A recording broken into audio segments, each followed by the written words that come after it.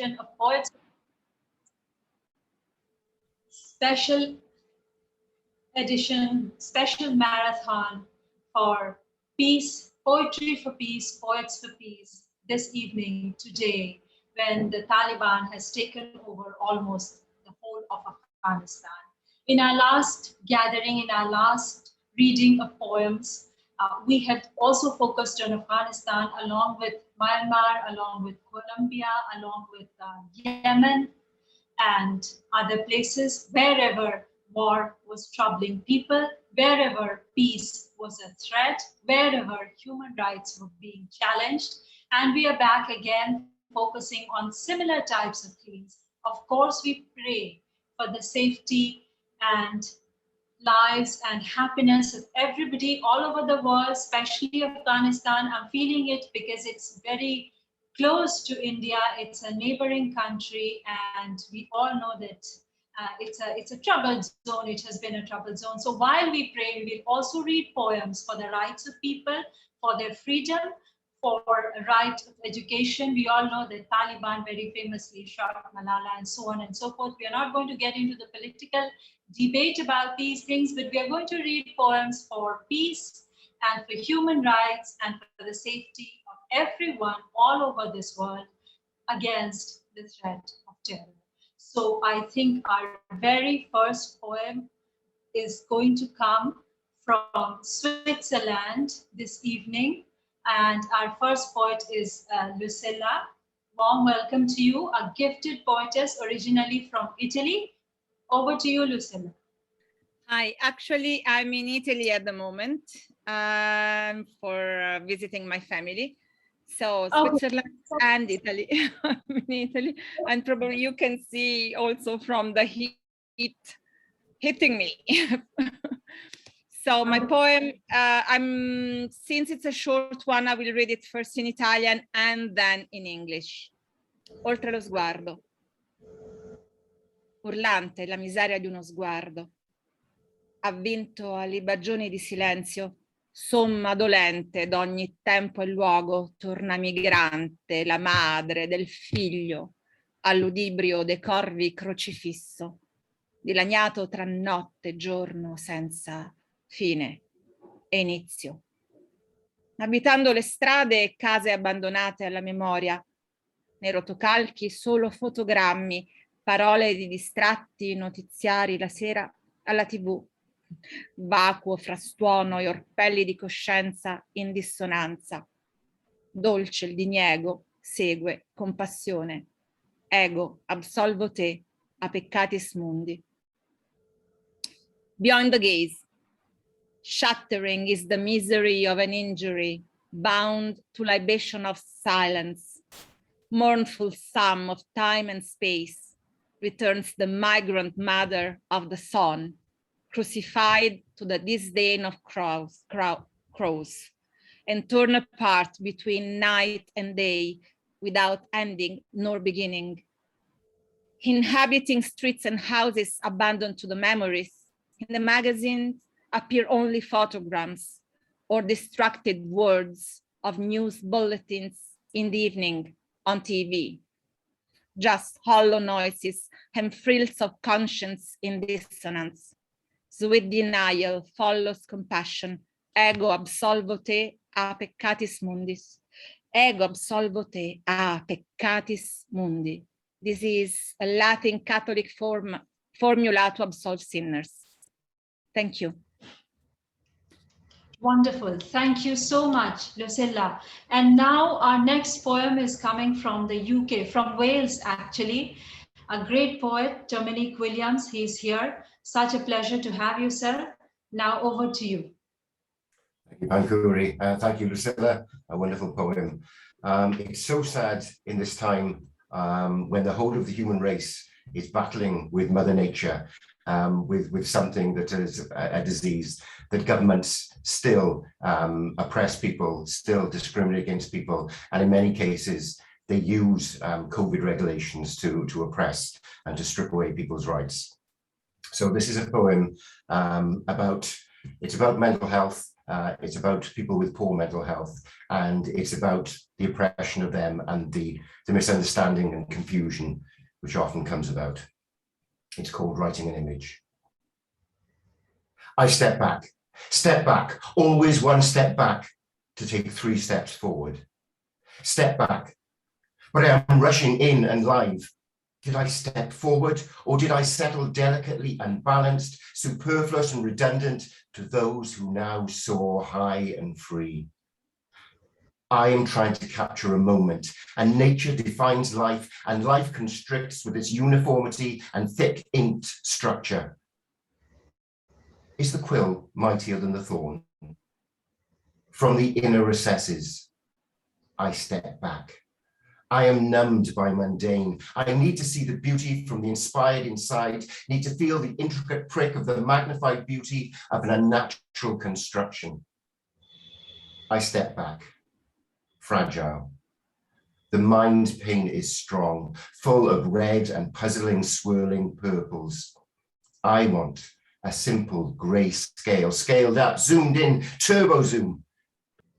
Freedom slips the constrained tangles, brambles, coils, and cultivates. Existence strangles art and stops. I am within, and culture continues to grow around me, outside me. I've taken that step back, and I know I've done a good thing. It lets me move forward. But it's too late. I am something gone in a moment that survives. Will I have been beautiful?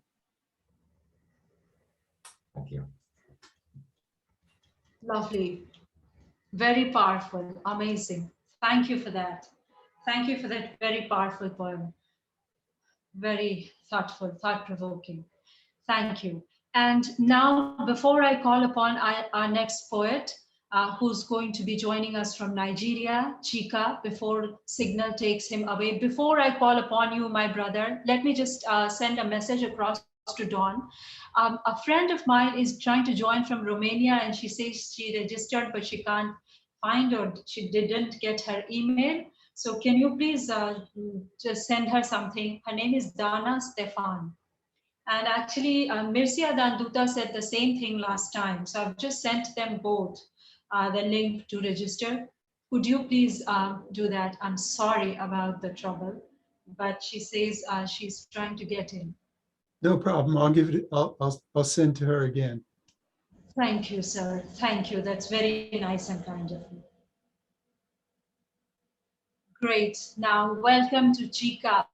He's joining us from Nigeria, and every other day he keeps sending me either pictures of leaders who have been imprisoned, who are being forcibly deported, or Biafran soldiers who are fighting a war for their rights, right? So Chika and I have done an extended interview despite signal problems and all of that, but it seems like there is no end, right? The war takes place every day, and it's so brutal. When you're standing in the face of a war, you don't know what's happening. So Chika, it's up to you now. Okay. Read us a poem. All right. Thank you so much. I want to greet everybody. Before I start my poem, I would like to read a short, snappy story. Then I will now read the poem. Ekene, the young farmer, was sent by his father to their field that early morning of August to chase birds away. The rice was at its harvest time, and the father was in the town to look for treasures. But there was scarcity of jobbers in the town that delayed the father. Then this scene. Live here. This is our rice farm. Leave this field. Stop grazing. Stop eating our rice. I said, go away, you cattle man. Take your cattle away. Then I threw a stone at one large-mouthed cow just to chase them away, as they seemed defiant after shouting and shouting. The cattleman came with his double-edged sword, subdued me, put his sword forward to butcher me. My hand is now stitched, right? The pains ameliorated, but you can see the grifts, the lines of grifts on my face, mother. A stone at one cow landed me here in this doctor's house, almost amputated, mother. Never throw stones at their cows again, son. Allow them to eat to their fill. Perhaps to them, crops are grasses. Mother said, and so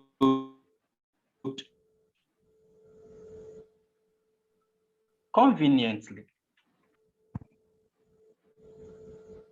Great, great. So thank Very you. is touching poem. Very touching poem.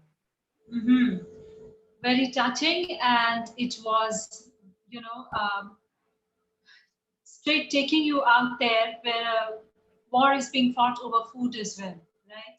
So thank you for that, Chika Udekwe from Nigeria. Thank you for that, everybody. Let's applaud for our poets. Everybody, please, instead of just everybody mute yourself, and let's just give them a big hand. At the end of every poem. Thank you so much. Thank you so much. I am a little nervous, and when my English is compromised, I might interchange poem and poet. So at the end of a poem, I might say at the end of the poet. So don't take it otherwise, okay? Just now. Our next poet is joining us from Israel, Isaac Cohen. Warm welcome to you. How are you, sir? I think you are in your workplace, right? He has joined us always. I think that this time in Israel is a working time. So he has to step out, but never mind. In the meantime, we can just, get ready to welcome him and the other poets after him. Isaac is a very sensitive poet, a translator who does translation in Hebrew as well, and now he's all ready to read. And he's just won an award in Italy. And I'm hoping to meet him, defeating COVID. Yes. My poem is to Mariela Cordero, my friend from Venezuela. Isaac Cohen, the hope for freedom. The morning is dark. No mouth, no feet. Only the line of totalitarianism.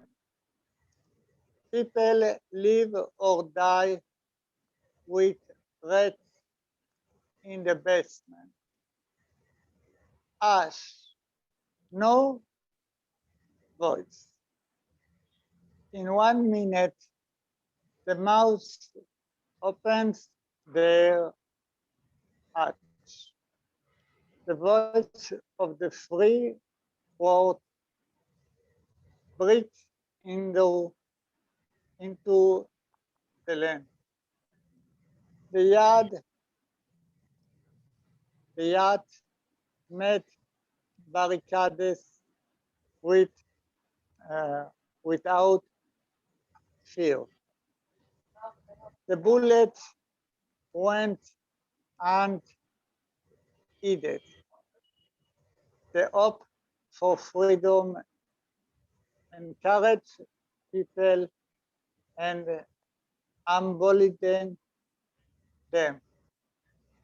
The last morning bloomed with blood of the yachts who had raised the flag of freedom. Their resurrection, like a living statue, shines to the free world. Thank you, as the Cohen, Israel, and goodbye to all my friends, and thank you, Pankhuri, to your invite, and thank you to all my friends, and maybe we are looking only the peace in the world. Great. Right. Thank you so much. Thank you for the wonderful poem. And now I think from Israel, we are going to come to India, and I'm going to request Poonam Chawla Sood to treat us to her poems. To her poem. I'm sorry, we are just doing one poem each. I mean, I'm so eager to listen to so many poems. So just one poem, although she's a bilingual poetess and she's an emerging story writer as well. So I'm doing a very short intro of everybody, but warm welcome to you, Poonam Di. Thank you so much, Pankhuri. Yeah. I'm audible? Yes, yes, ma'am, you are. Okay. Please. My poem today is Dislocation. Just a second. Somebody please Thank needs you. to. My poem today is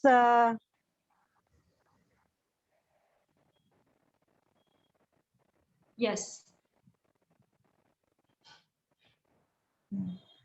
the name of my poem is Dislocation.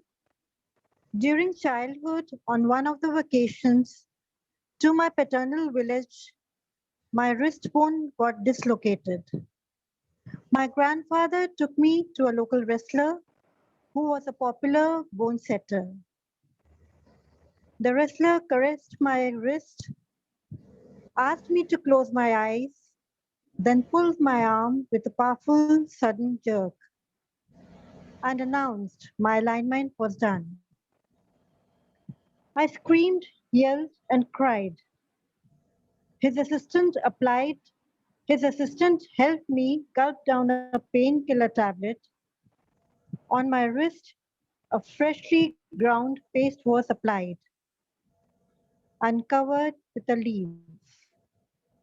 After few applications, I got complete relief. It was an internal displacement, and I was doing fine. Years later, during monsoons and winters, the pain in my wrist would arise. The pain often left me wondering the plight of war-torn refugees who have been dislocated from their roots, physically, psychologically, emotionally. Would life ever be normal for them? Even if they are well placed in Sudan, won't the monsoon downpour bring back the drizzling memories of Tigray? Won't the harsh winters of the north remind them of the gentle, cool breezed nights? Won't the remnants of times begone enhance the pain of leaving cherished memories behind? Thank you so much. This was for you, TPA. Thank you. This is a very powerful poem. I relate to it in very many ways, you know. First of all, if you can all see this finger of mine, this is a recent injury. This is not in any way comparable to a fracture or anything like that. But this finger just got smashed in between two doors. But the pain was just so bad that, you know, I can just relate to I have never had a fracture, God forbid. So anyways, what I'm saying is, but I've lived with it. My grandmother had those problems. My mother had. I mean, I'm sorry about getting personal, but it's a poem that touches you. And thank you for bringing in, this pain of diaspora and so many people who are, I mean, think about Taslima Nasreen. I mean, her entire literature is about this, right? That how she misses her motherland. So that pain is really big of diaspora. It can never be. But thank you for mentioning the Tigray and the Ethiopian thing, because recently they were in news after all the UNESCO sites had been declared. They were in news because some people went and vandalized it. I mean, it's not funny, but what do we do, right? So thank you again very much. And our next poet joins us from Romania. I'm very happy that Mircea Duta has joined us. I think he's joined us for the first time while we are doing this FB Live. So warm welcome to you, Mircea, a great poet from Romania who actually writes in Czech, an amazing translator. Warm welcome to you, sir. Thank you very much. I am feel privileged for being your guest, and I'm very sorry that my connection is unstable. I hope it won't lose. It lost 2 times until now. I hope it won't repeat. Congratulations for everything you are doing, and thank you very much for inviting me. I will read a poem which will remind us some very peculiar, sensitive things, but also sad things about Christmas. And if someone else would understand something else, it's even better. Thank you very much once again, Mrs. Pankhuri Sinha. Silent Night 2, or There at the Final Station. I'm not going to be your Christmas tree.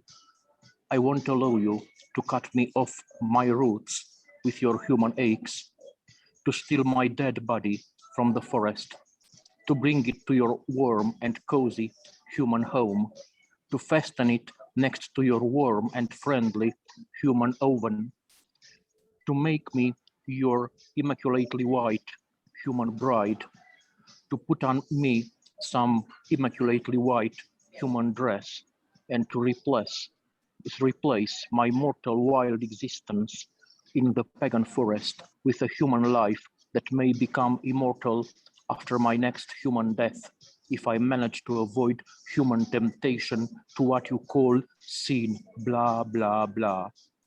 I'm not going to be your Christmas tree.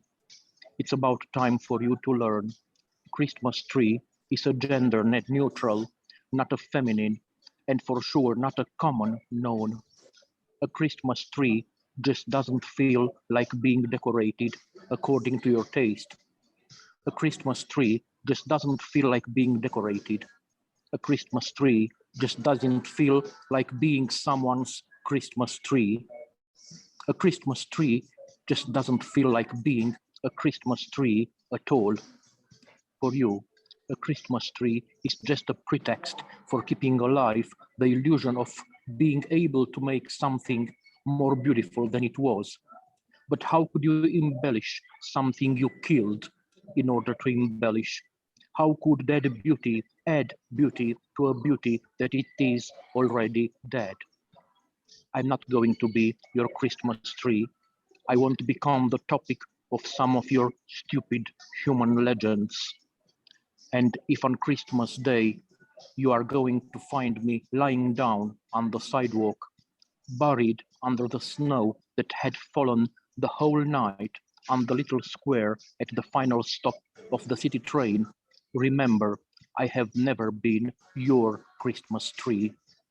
And this is because I choose being someone else's Christmas tree. It is my right.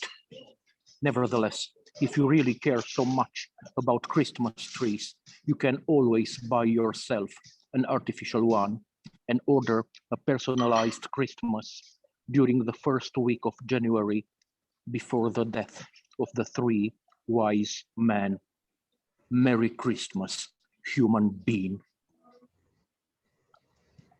Wonderful. Thank you for the Christmas tree poem, the gift of that poem, in the middle of so much wildfire news, right? Happening in Greece, happening in Turkey, happening in Italy, happening, you know, even in parts of America, I think. So yes, thank you for that. That was very beautiful and so many layers to it. Thank you so much, Mircea and Duta. And Thank now you.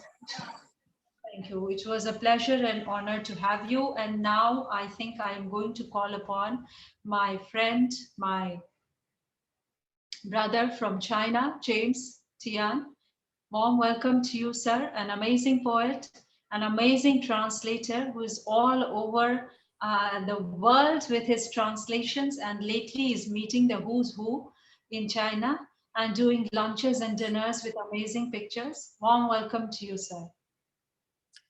Thank you very much. And good evening, my all dear friends and families. It's so good feelings each time we just had meet. And this time, what my reading poem, the name is Freedom. And I think the love and the freedom, these two words can solve all the problems, especially nowadays, the situation of the world. And now I'm reading. The hope is like devices. How could we solve this more rationally? People always find the real truth blindly. The life is like life. How could we face it more leisurely? Now I'm the one who's trying to hand myself uniquely. Freedom is the only God's perfect brief. Never lose and also never get it. Freedom is the only God's perfect gift. Working with it is also a fate. Thank you very much. Thank you. Best wishes to you all. Thank you. Thank you so much. And on the very next day of the Indian Independence Day, what a beautiful shout out for freedom. Yes, and to use it wisely always. Thank you so much, dear James Tian.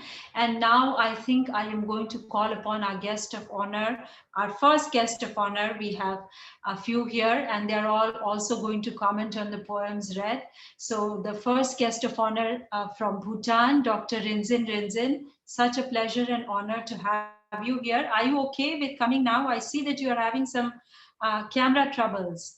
Are you okay, sir? Not really. Can I do it later?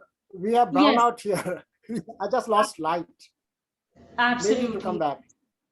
Yes. So I think that I will call my guest of honor who's joining us from Italy, Sabrina Di Canio. Again, a very talked about poetess with many anthologies, many translations, many poems. And she's also very active with this beautiful organization, this institution, I would say, that the museum, the Little Museum of Poetry. Did I say that right? And it has a lovely name in Italian. It's actually a just fantastic building, along with Antje ma'am. And she's done many, many projects there. And, you know, and very recently celebrated the, I think the birth anniversary of Dante, the great poet. So warm welcome to you. And before you read your poem, I would also request you to say something about our effort to read for peace or human rights. Thank you. Thank you, everybody. I see many friends here. Hi, everyone. So greetings from Piacenza, from Piccolo Museo della Poesia, Chiesa di San Cristoforo. That is the Italian pronunciation of Little Museum of Poetry, Church of San Christopher. Remember that is the house of all of the poets of the world, so we invite you all to follow us. Now at the moment is closed on August, but it will reopen again on September, so with a lot of events. What I'm going to read now, I was thinking before that I've been living so long very close to the border with Tigray in Eritrea. I went there many times by my car, a wonderful place, historically, spiritually, really important. Anyway, my poem of the day is Master and Servant. I will read it before in Italian and after in English. Padrone e servo. Di chi è il mondo?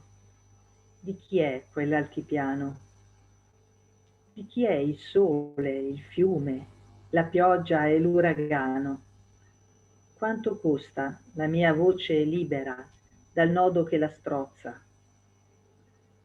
La testa morde la coda con espressione indemoniata. Se la guanta la ritorce con furore. Non riconosce lo stesso cuore. Ok, now I read it in English. Master and servant. Who owns the world? Who owns that island? Who owns the sun, the river, the rain, and the hurricane? How much does my voice cost free from the knot which chokes it? The head bites its tail with a demonic expression. It grabs it, it twists it with fury. It does not recognize its own heart. Thank you. Thank you. Thank you so much for your kind words and for that beautiful, powerful poem. Indeed, very big questions raised. Who's the owner, right? We all need to think about these things very deeply. Excuse me. Sorry. Thank you. Thank you so much, ma'am. And now I think I am going to go to Colombia and call upon Lilia, ma'am, to please treat us with her poetry. And before she does that, she's been here and I've introduced her, but for everybody out there watching us, warm welcome to you, friends. I hope you are enjoying our show and our effort to address some of the questions that really affect us very deeply through poetry. And before I ask her to actually read the poem, I'm going to ask her a question as to how the situation in Colombia is now, because when we last met, it was really bad and people were talking about even disappearing detainees and people being killed and people being wrongfully imprisoned has become a very common thing, right? Justice is a hard thing to get. But anyways, so how is the situation now?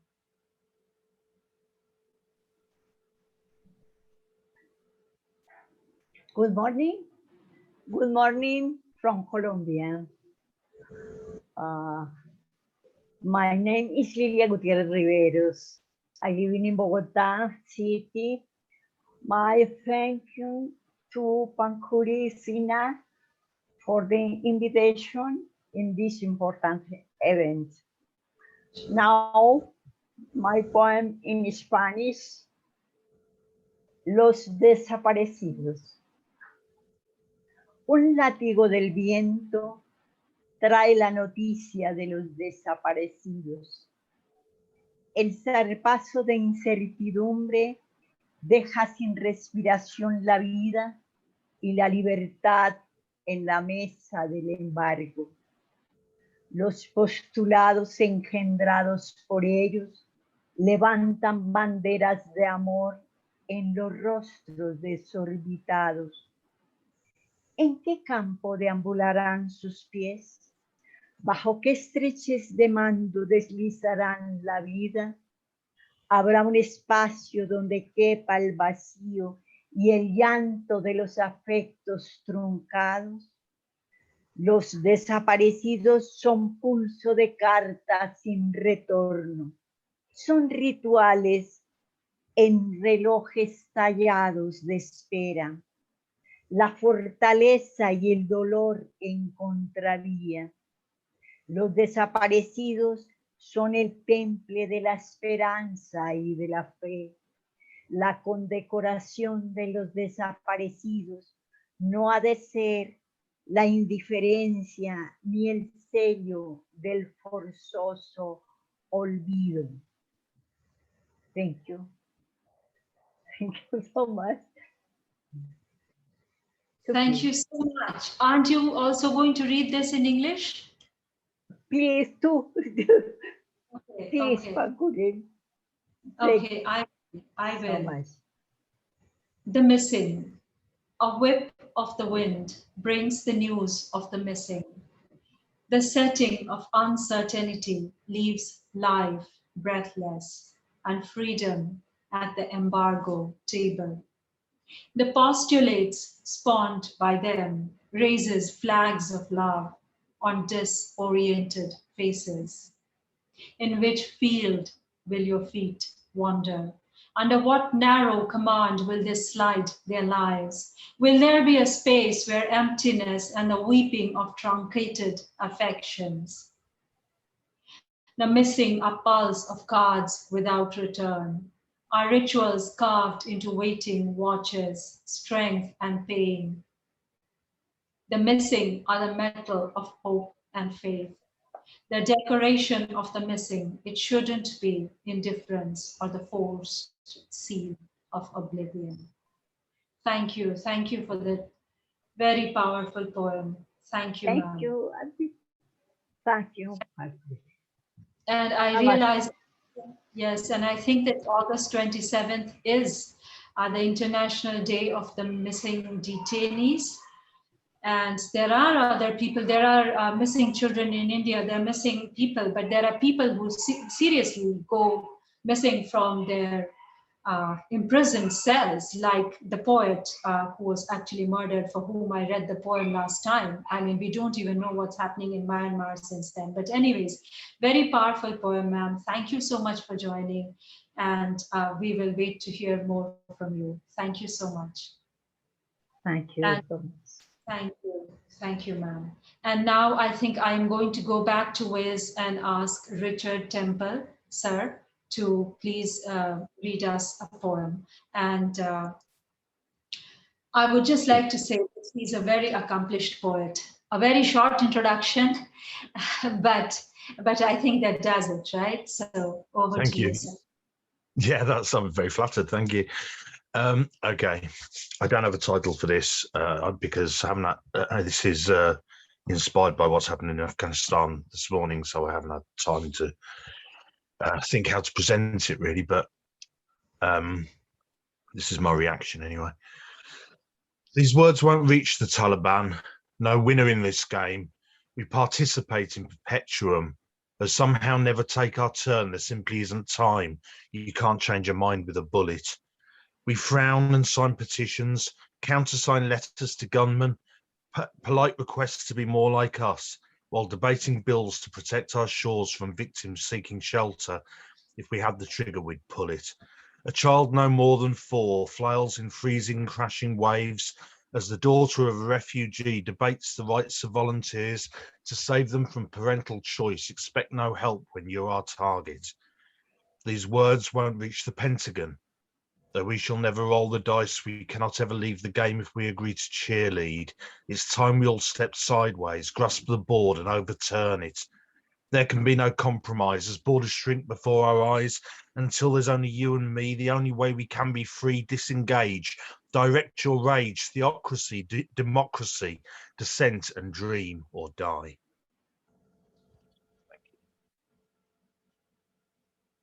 Very powerful poem, sir. Actually depicts all the anxiety and the trauma that's going on there and around the world. Thank you so much. I have just so many questions for you because, you know, I think that the British Prime Minister has been talking about the Taliban occupation and what they are going to do. So hopefully something will happen. There will be some good news recently. There will be. I hope so. Yes, hope so. But we don't have tremendous faith in our current administration, but right, absolutely. Anyways, thank you so much, and it would be fantastic to have to be able to read that poem as well.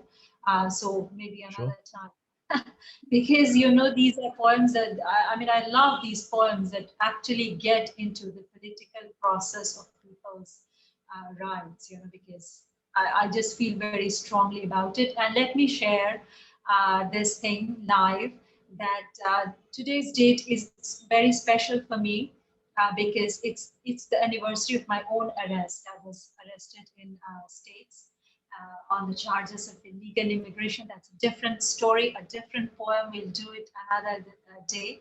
But right now, so here is that. So, you know, I feel very strongly about justice. Having said that, I should have written a nice poem explaining it all, and I will do it, you know, next time. But I missed it on the anniversary of that. So, and then I was even you know, not given bail because I was you know, deemed a threat. I was, you know, I need to rephrase, right? It was, they said that I was going to probably shoot or something like that. Anyways, I'm just sharing all this, and this is classified information, but never mind, right? This is what poetry is all about. So, so my book of poems, Prison Talkies, is about detention, but still, I couldn't find a poem from that one, and instead, yeah. Thank you. So, you know, sorry about that clumsy confession-like statement, but I did want to kind of, you know, put that in between. So now I think, where should we go? Before we call I think I'm going to call our distinguished guest from Bhutan now and ask him to comment on the poems, and he can also comment on thank you so much. yeah, so warm welcome to you. But before we take over, let me do an introduction for you, right? Dr. Rinzin. Rinzin is a very accomplished poet, and it is a huge pleasure to have you here. I am just very quickly going to introduce him to all of you and to all our friends watching us. He has been to India before, I know that, and that is also a pleasure and an honor. He has worked as a member of Parliament, National Council of the Parliament of Bhutan, lecturer, agriculturist, manager, administrator, and writer in the past 24 years. His debut book was The Talisman of Good Fortune and Other Stories from Rural Bhutan. He also authored a novel, Depa Bondiapa's Relatives, in 2016, a collection of his own poems, Dewdrops in the Sun, and a number of children's books. His poems have been widely published in over 70 international anthologies, journals, and magazines. He's a scholar of applied science and has authored and published over 2 scores of research papers, training materials. I mean, his intro is just endless, but I do want to introduce him, you know. So, you know, be with me and do enjoy that. Do enjoy getting to know him. He served as a focal person for rangelands of Bhutan to the International Center for Integrated Mountain Development, Kathmandu, Nepal, and focal point scientist of Bhutan to Agriculture Information Center, Dhaka. Dr. Rinzin earned 5 academic degrees in multiple disciplines: agriculture, business administration, business management, and literature from Australia, Bhutan, India, and the Philippines, with various awards for academic excellence. He serves currently as Executive Director of Bhutan Transparency Initiative. Wow. So warm welcome to you, sir. And he's also the Chief Country Coordinator, Bhutan, for the Foundation of Stark Writers Literature, and holds numerous honorary posts in various international humanitarian, peace, and literary organizations the world over.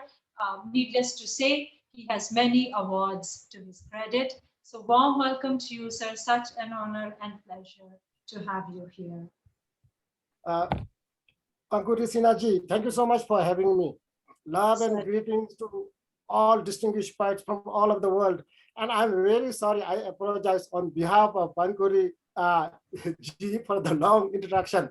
I'm just a humble poet trying to learn and share my feelings with the rest of the world. I quickly picked up a poem which I wrote a couple of years ago. I hope it is apt for today's theme. It's on humanity, self-explanatory, very simple poem. The title is give humanity a chance. Man hating man, brothers fighting brothers, atrocities and injustices abound. Oh, where is human virtue gone? Man is scared of his own kind, builds weapons of mass destruction, spending billions of dollars only to risk himself and the world. Aren't the frequent natural calamities enough? And the epidemics that plague the world? Isn't climate change our biggest challenge?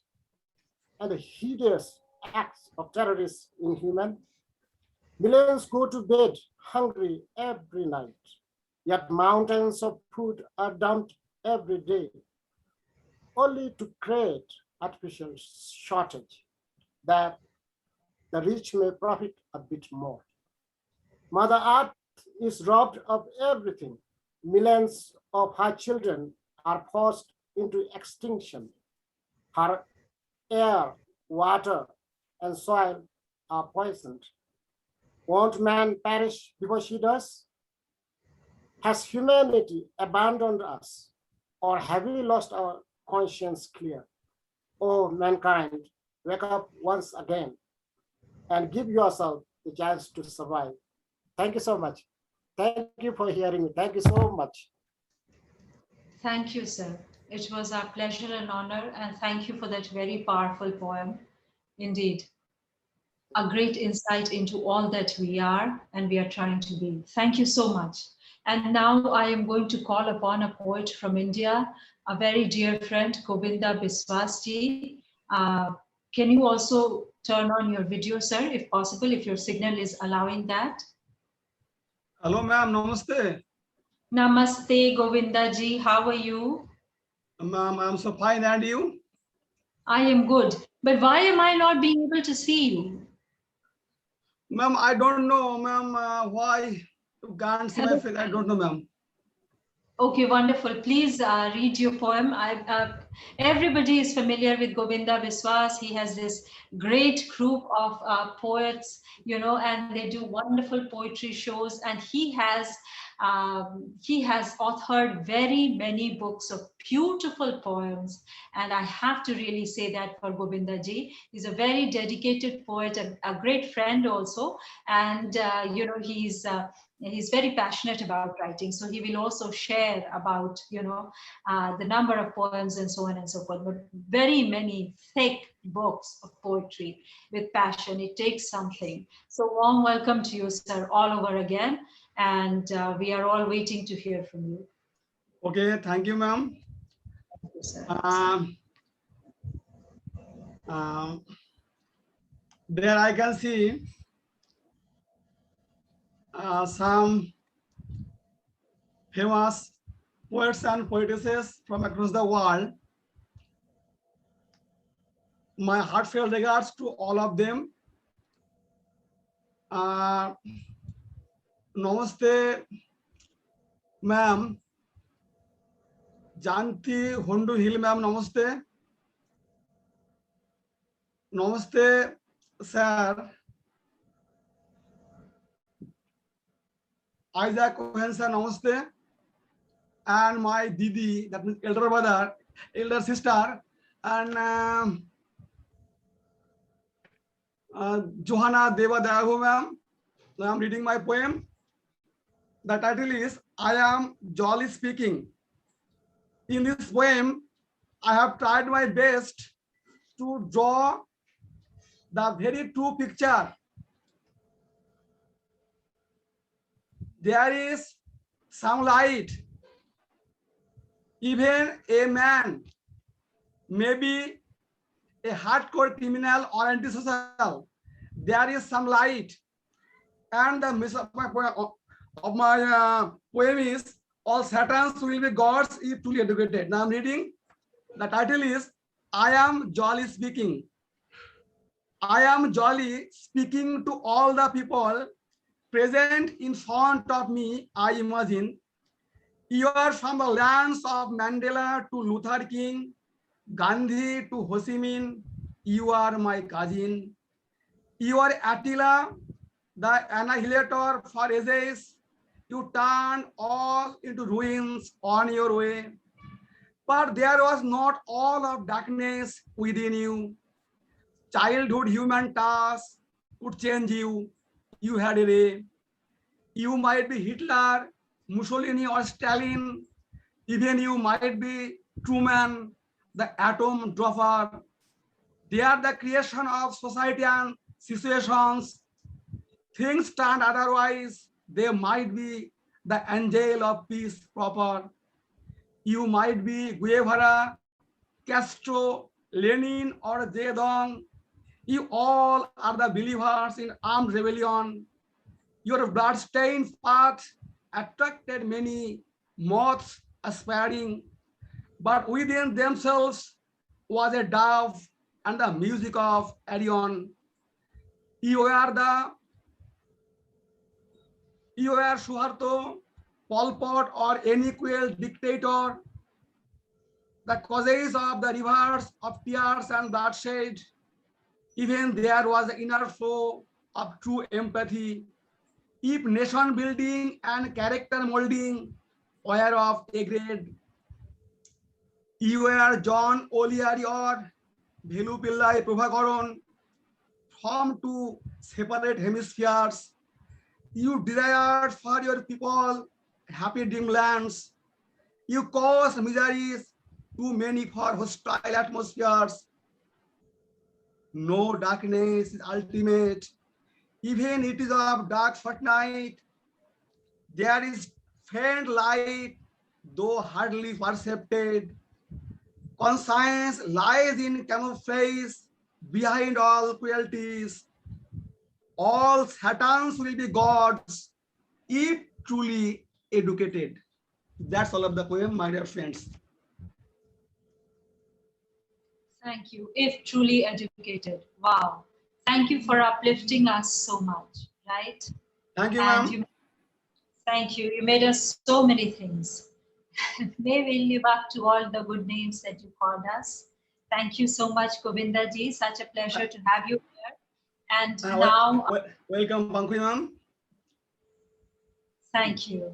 And now I am going to welcome somebody from Greece. I can see that Xanthi is fanning herself. I mean, this normally happens in India. You know, when I'm right now in the capital, and touch wood, the electricity is kinder, because in my province, you know, it's bad. I mean, the coming and the going of electricity is like, you know, it's a poem and a story in itself. But anyways, and we've been reading so much about the Greek wildfires. Our dear friend James has dedicated a poem to the Greek wildfires. And, you know, so many things have been going on. But you told us that it has rained as well.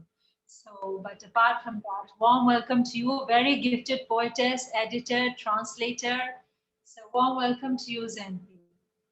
Thank you. Thank you. I am fanning because I have been told by my daughter that we're destroying so much the environment by switching on the air conditioning unit that I don't want to give that heritage to her. So I'm fanning with just a cork bit here. It is, in fact, it has cooled down from like 40 something degrees, which it was. It's just 35, but it is still too hot at some point. It just, you know, we are at the moment in the middle of the afternoon, so it's around 6:30, 7 o'clock, and these are usually the hottest times. On behalf of the fires, I want to say that the police are blocking now the roads to the forests, and they're checking all the cars which are going up. And they also have imprisoned people which were trying to set fires, because lots of them were actually paid off to set fires in locations where electric windmills were supposed to be stationed to carry electricity not to Greece, but to Europe, because the Germans are in desperate need of electricity. So I have to, you know, say that, because that's also a very political issue here, because we are being forced to pay a huge amount on electricity so that the Germans can instead their windmills here. It's just appalling. So I have it out there now to the world. So my poem is written a few years ago in front of the grave of one of the military attaches of Alexander the Great, because as you know, I am in the city where Alexander the Great was educated by Aristotle in Macedonia.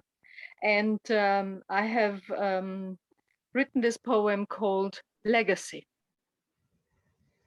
Legacy. Erasing from my words names of ancient gods and demons.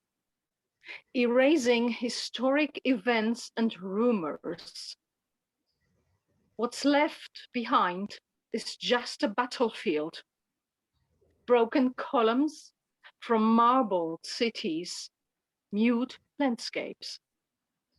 Erasing exclamation marks, punctuation marks, intonations in general. All is needed is a dancer who knows how to rise at dawn, shake off the dust on a sunny balcony, and a reverse just for one day, death. Thank you. Very beautiful and very beautifully read, and your signal is also wonderful, you know, despite all the complaint about electricity and everything. So it came across very beautifully read, very powerful poem. Thank you for reminding us all of Alexander the Great and the entire legacy, and very beautiful. Thank you so much. And now I think I am going to call upon our other guest of honor, Neelam Saxena, who is joining us from India, from Pune, from the central part of India, which is called an air-conditioned city.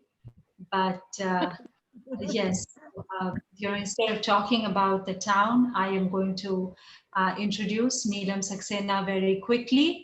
I can't see her. I mean, my own system does amazing things. Yes, there you are, madam. Yes, hi. So Neelam Saxena Chandra is a very popular poetess, writer of stories and novels. In total, she has authored over 60 books. I recently also interviewed her, and it was such a pleasure to talk to her about her writing process and, you know, the kind of themes that she picks and stuff like that. And she has a huge list of awards from India and abroad. So I'm not going to read all of them, but very quickly, you know, she's the recipient of awards from the American Academy, where she competed and won in the poetry competition. So warm welcome to you, Neelam ji. And you know, I would request you to also say something about our efforts to celebrate poetry like this, associating it with the rights of people to raise our voices for peace, for prosperity of all. I hope that we will be heard. So, you know, do comment on the poems and do treat us to yours. Thank you so much, dear Pankhuri. Hello, friends. Very nice to be connected with all of you.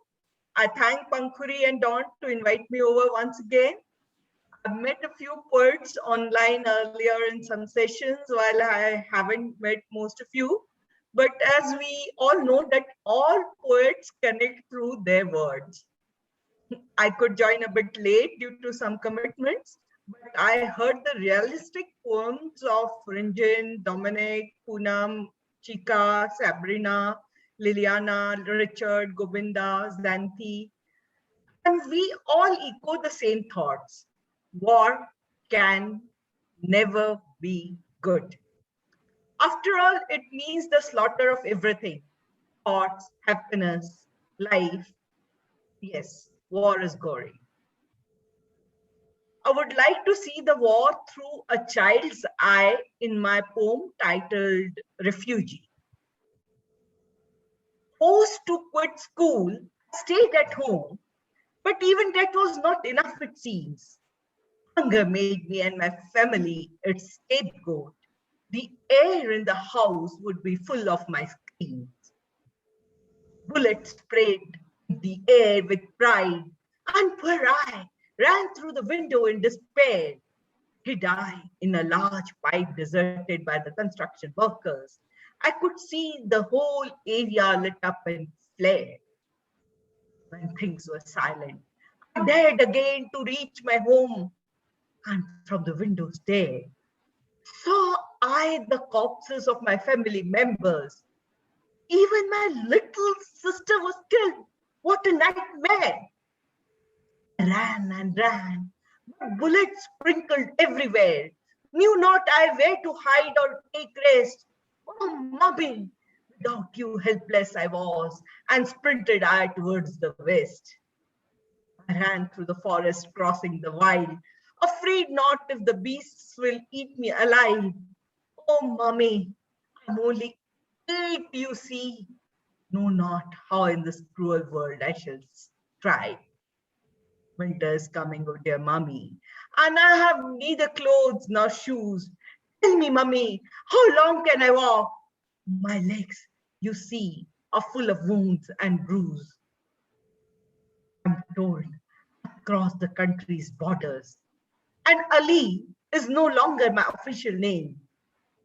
Known am I as a refugee, expat, or migrant. And I can tell you, it's a life of shame.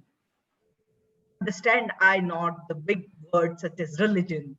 My religion is love. Love is also my attire. A life of dignity is what I wish. Oh, dear friends, is it too much to desire? Thank you. That was my poem, Refugee. Indeed, very powerful.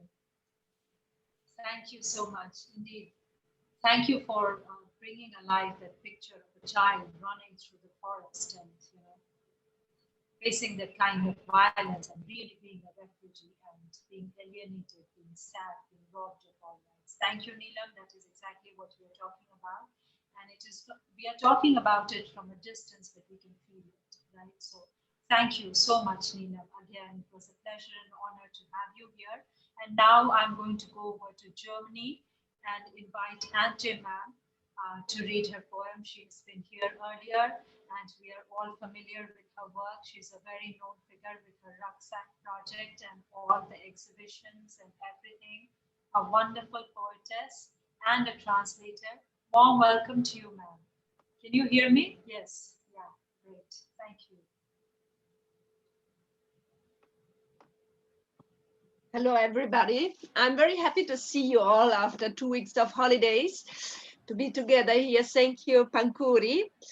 I'm going to read a poem about refugees, which takes up a little bit the subject that Poonam talked about. This pain, nobody is a refugee for fun. I mean, everybody is running away from terrible things, which you will never free yourself of. But then you come to the new country and you have to face often really hard situations because there's a big part of racism in our societies. And so it's the double hard, I think. No, it's not. It's really, really hard to be a refugee. So this is, I will read it in English. My dear Betty Gilmore made the translation. So it's called Borders. Your birth is not just a passing thought. Once you are born, you get a certificate indicating place, year, month, day, time of arrival, gender, name of your parents. And it is then that you exist. You are a person. Everything starts from this initial elusive germ of happiness. We move for huge distance to seize it, settle down, get related, generate new natures, new culture, new citizens. But the spirits of ancient dwellings return. Pain and fear will never become old iron. Emmanuel Sidinamdi escaped from machetes. His burned village in the fields of barbarism abuse and mistreatment.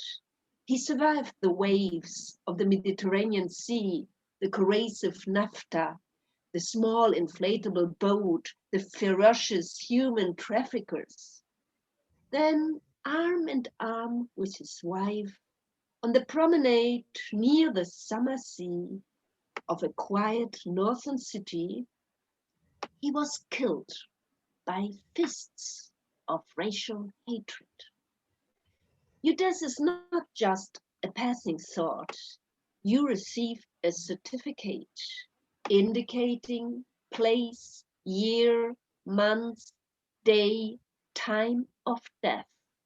Your name is recorded in the town's registry. How accurate, how proud we are of our efficiency. Thank you. Wonderful, very powerful poem, right? That illusion of happiness and the quest for it, and so much out there. So thank you so very much. Thank you. It was very powerful. And now I'm going to come back to India and invite Neha Bhandarkar, ma'am.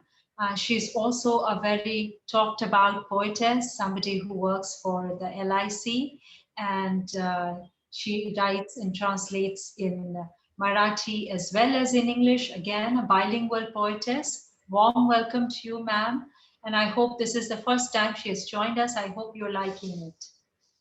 Yes, thank you, Pankhuri ma'am. Thank you for inviting me. Yes, this is my first time to join this group.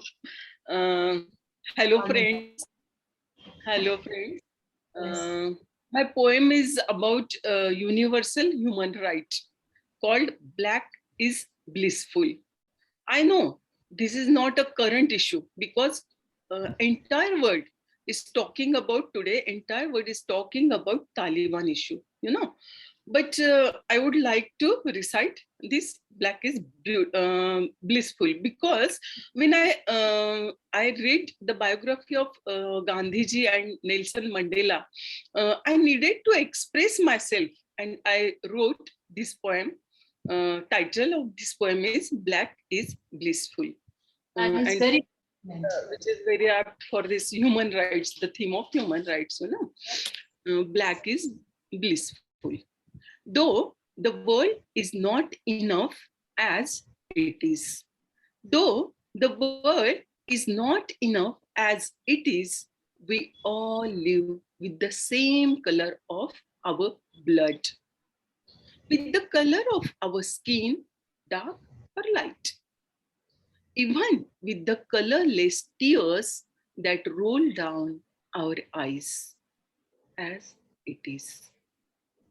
In these days of pandemic, entire world is observing social distancing.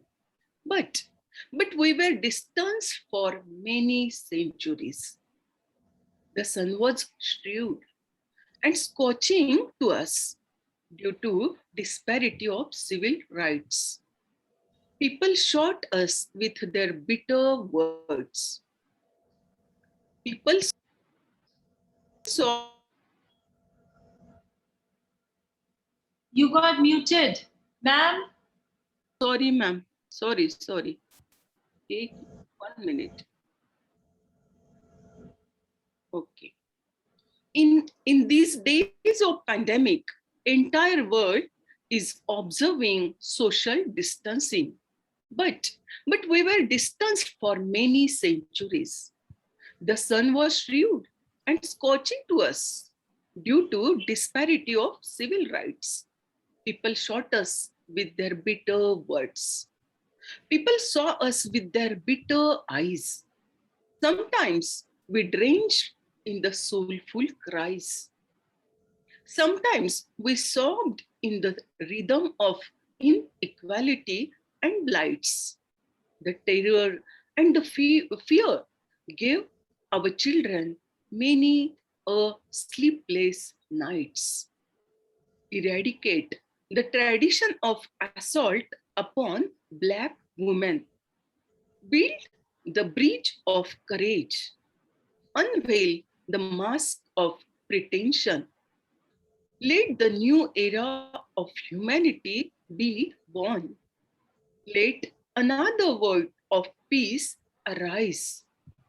Let the world bow and realize colorism is repulsive, painful, and sinful.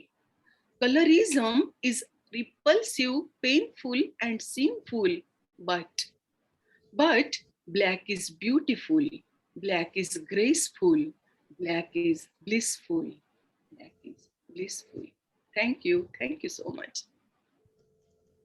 Thank you to you for so beautifully spelling out, you know, the shades of racism and the shades of equality, how we are all actually just one human race, you know.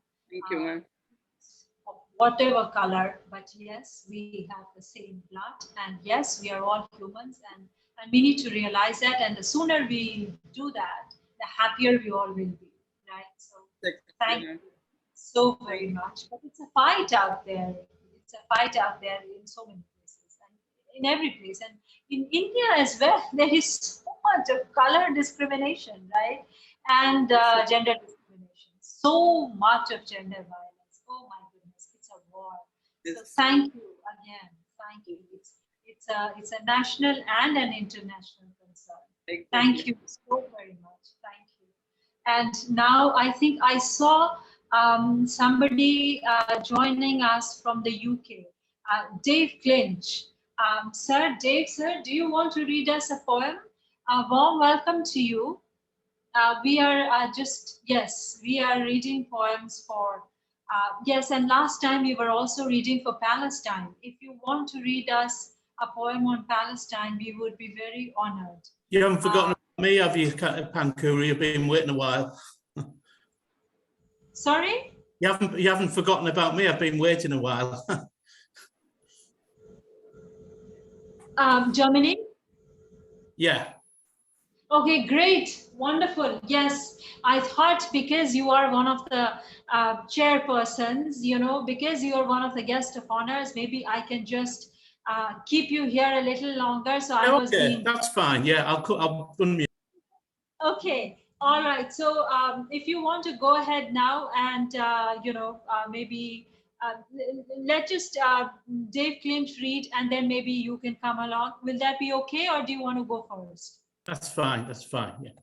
Okay, great. Thank you, and thank you for the reminder.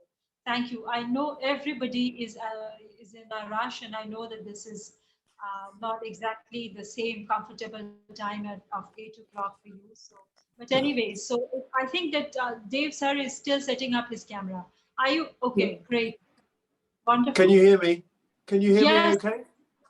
Yes. Okay. This is.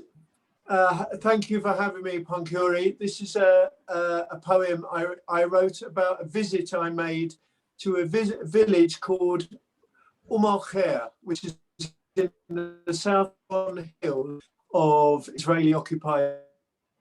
And I've been there 3 times in the last few years, and I've always stayed and done some teaching there. So this is what much of what happens in Palestine is, apart from killing, and is about the destruction of people's lives and property. And they always say, they destroy, we rebuild. So that's the poem. And it's about the demolition of the community centre at Hondrou-Hill. I slept there on the floor on my visits, wrapped in safe and blanket warm hospitality. No, it was more than hospitality. It was a Bedouin duty to care for a visiting stranger, now a friend. I laughed, tried to understand the conversation, shared a communal meal, fingers grasping the shrak bread, dipping in together. Watched TV powered by the sun, danced, saw children learning, women teaching, homework finished by the window space, soldiers, jesh they're called, smoking, laughing at the gates of the settlement, then driving away. Tension. Is my English good? Of course, I say. A young man smiles with pride. Inside this metal roof tent, we, the internationals, are greeted and fed. Oh yes, sweet tea in a glass from the blackened kettle. Plenty of it. You are welcome. Always, you are welcome. Perhaps some Mircea too. Good for the heart, I understand. Mircea sage. Back home, I heard the news. The bulldozer came, homes destroyed, refugees seeking refuge once again. 26 now homeless this August. It came back another day, the mighty machine, a steel giant, imperious, well, incongruous actually, on an IDF low loader, given its gruesome task. I see the video, the moment of first contact, the stomach twisting moment as deadly metal teeth were meeting metal, the agony of the crunching destruction, the curiosity at the clearance, and ragged pile of shattered memories alongside the broken floor. I think of Seamus Heaney, of the tree planted when he was born. It grew with him. How's the young fella? Look how the tree's grown. Then the family moved away. The new people ripped out the tree. But for Seamus, it was always there, in that location. Nothing tangible anymore. A poignant, even painful memory. How do I see that space in the village now? Inhumanly cleared of its community shelter. Savage, barbaric. Like Seamus's tree, it's never forgotten. There is so much pain. Only here I know that it will rise again. There is no choice. A place of warmth, of education, of laughter, of unbreakable bonds of friendship.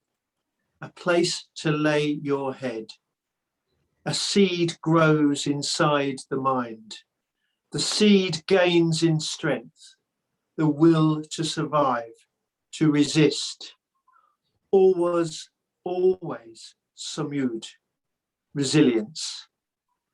They destroy, we rebuild. I wrote that September 2016. Thank you very much. Thank you to you. That's a very powerful poem with vivid imageries that almost take you there and then again to the house and the childhood house of Seamus Heaney. Thank you so much. And so many things pulled together there. Thank you. Thank you for coming in. Such a pleasant surprise. I did not do an introduction, but dear friends, you all now know what an accomplished poet and what a sensitive poet he is. And he also does lots of things to rebuild homes in Palestine and also has a Palestinian flag in his garden. But apart from that, he loves the romantic poets, he loves Shelley, and he reads them by heart. So that is an introduction for Sir Dave Clinch. Thank you so much, sir. That was an honor. And now we warmly welcome Dominic Windram, who's also joining us from the UK, another accomplished poet, lots of poems to his credit, and he also teaches, so a gifted teacher as well. Warm welcome to you. And yes, hi, and please do comment on a little bit on the topic, on the theme. Yes, I will do. Just first of all, I'll say, Dave, that was a great poem about Palestine. I feel exactly the same way as you. Great. I'd like to read a fairly short poem about dictatorship and torture, the wide-scale denial of human rights, etc., etc. It's nearly 20 years since the appalling events of 9/11. But the first 9/11 actually occurred in Chile in 1973. It's rarely, if at all, mentioned in the mainstream media, namely the coup organized and funded by Henry Kissinger and the CIA, fairly well documented by scholars like Noam Chomsky, which led to the particularly pernicious dictatorship of the notorious Auguste Pinochet.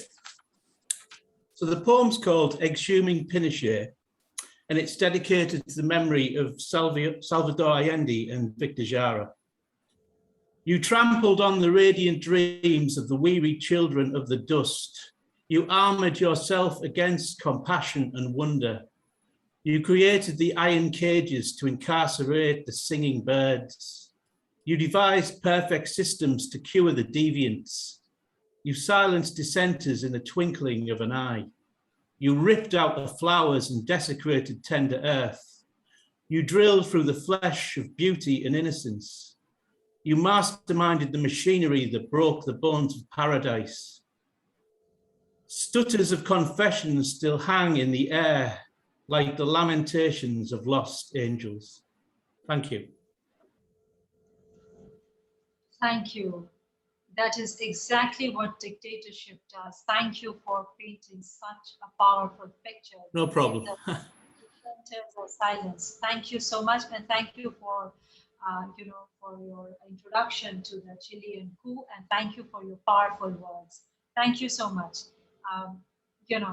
I wish we could hear more of your poems. Someday we will, and I'm going to soon invite you for an interview where we can hear more of such poems. And I've also had the honor of translating one of your poems, which has to do with custodial torture. So, so everybody, a big hand for our poets here again. Dominic Windram in particular, thank you so much.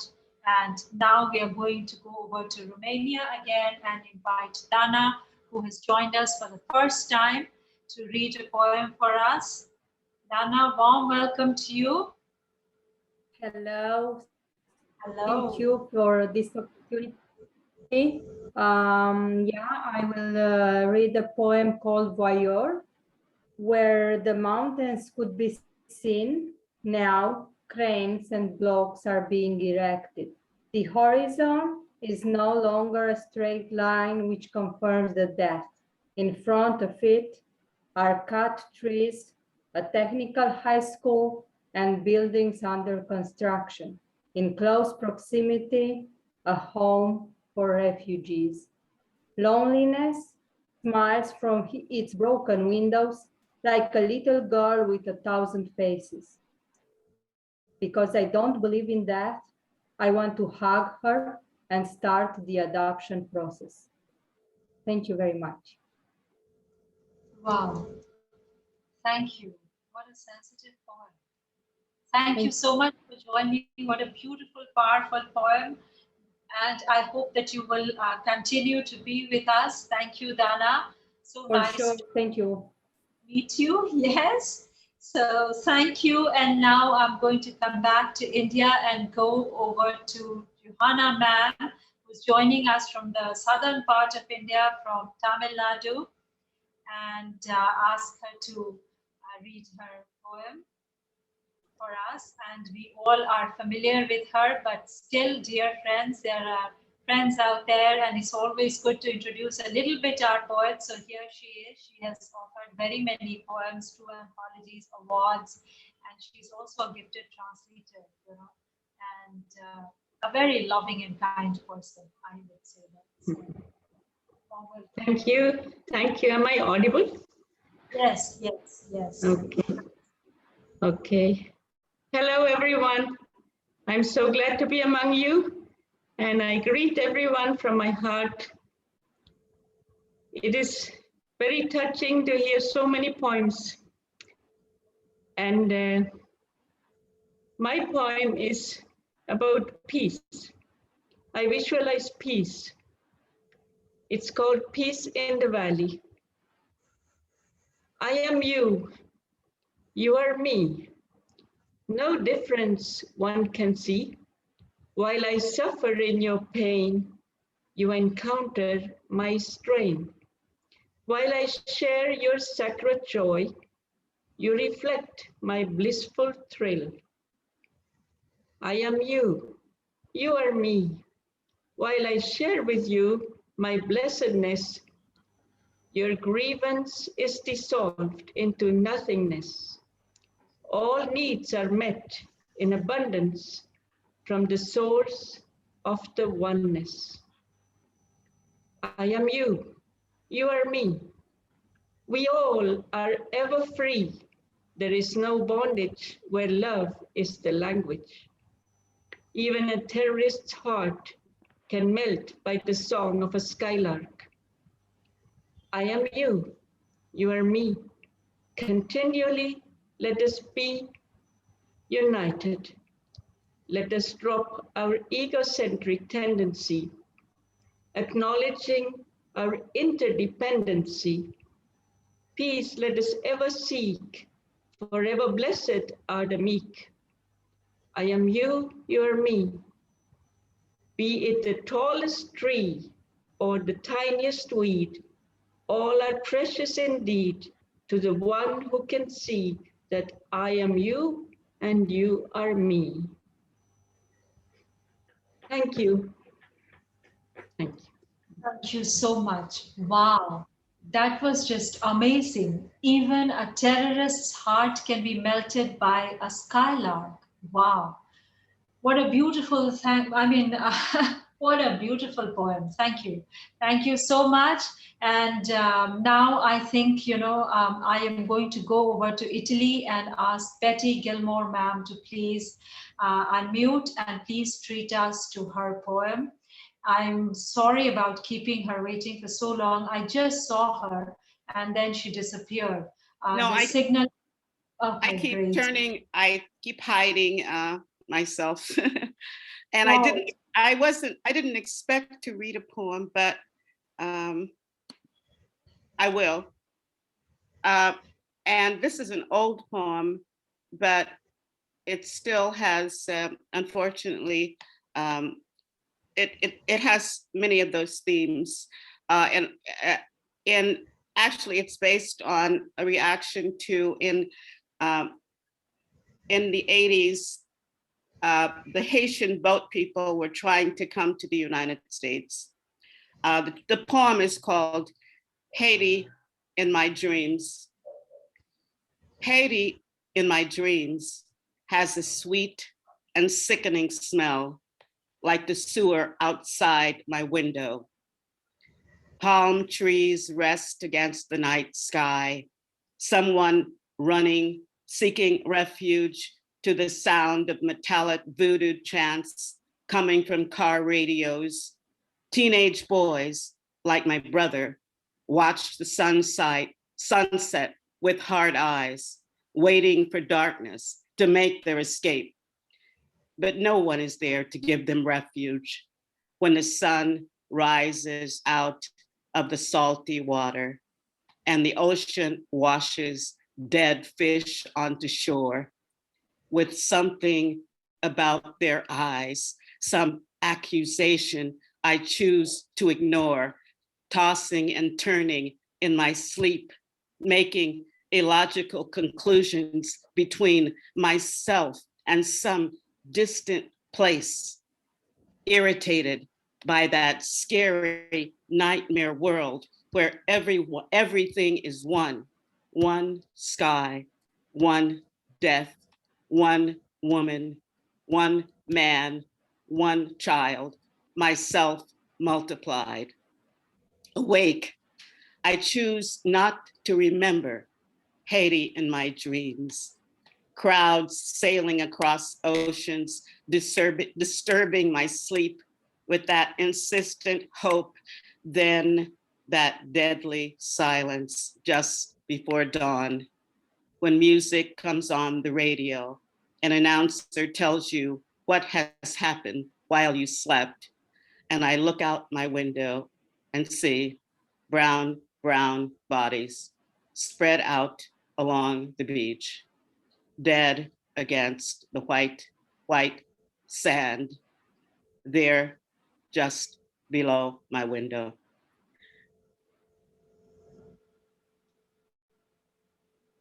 Hello? Oh, I'm sorry. Okay. No, thank you. Thank you, first of all, for reminding us all about this great disaster that has happened again in Haiti. Yes.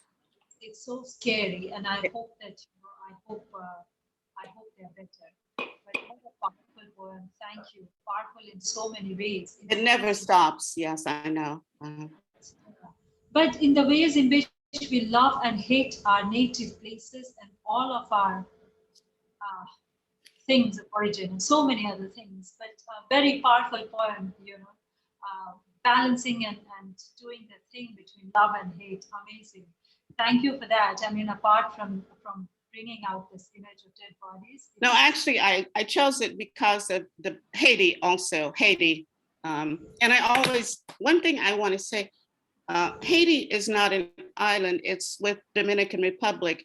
And I always wonder about what we learn completely, it's kind of isolated. But Haiti disturbs, there's so much going on, like the Taliban and Haiti. But anyway, thank you. Yeah, but ma'am, there was this assassination of the president, and then again there is this earthquake, and after 2010, I mean, it's really, anyways, we will talk about it later, except that one feels very strongly about it, and then one also feels that once it starts, it almost sounds like a war signal sometimes to me. Maybe this is sounding weird, but believe me, and then after that Haiti earthquake, do you remember, everyone, that how many earthquakes there were all over the world? I mean, in Chile, and then again, I mean, not to mention Japan. So let us just hope and pray for peace, and let us just hope and pray for, people in Haiti who are probably having a hard time, So thank you immensely, ma'am Betty. Okay, thank you. Italy Thank and you. US. Thank all of you, all of the wonderful poems also. It's been really nice. Thank you. I am really, kind of transported and touched. So thank you so much. And I think I am going to come back to India and go to Prasanna Kumar, our great poet friend, a very gifted poet. And he's also a bilingual poet. And then I'm going to call upon our poet friend from Canada, who has a very busy schedule. And I thank him in advance for being so patient, and I apologize.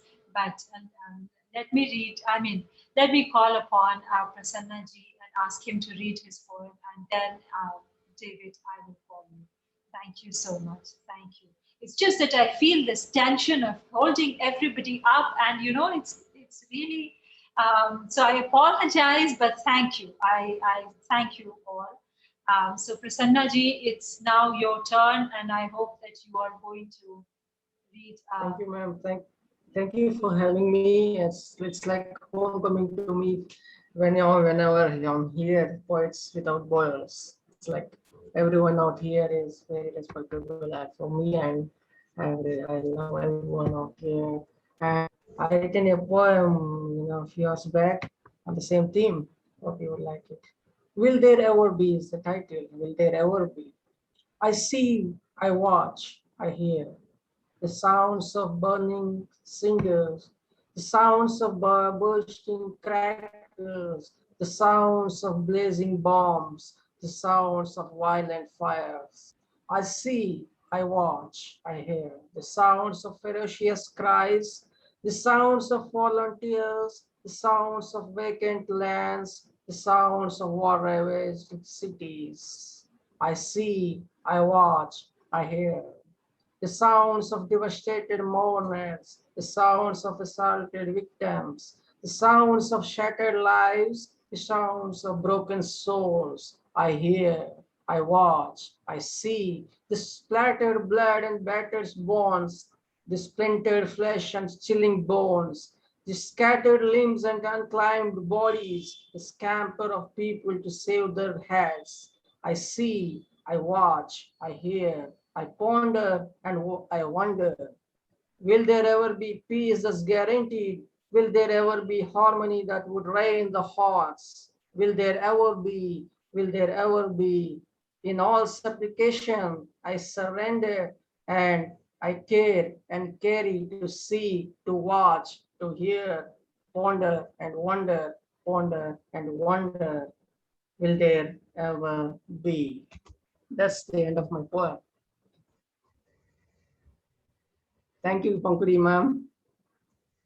Thank you, sir. You know, we need to stop being so formal and just start calling everybody by their names. But besides that, let's just address the poem. What a beautiful poem, you know.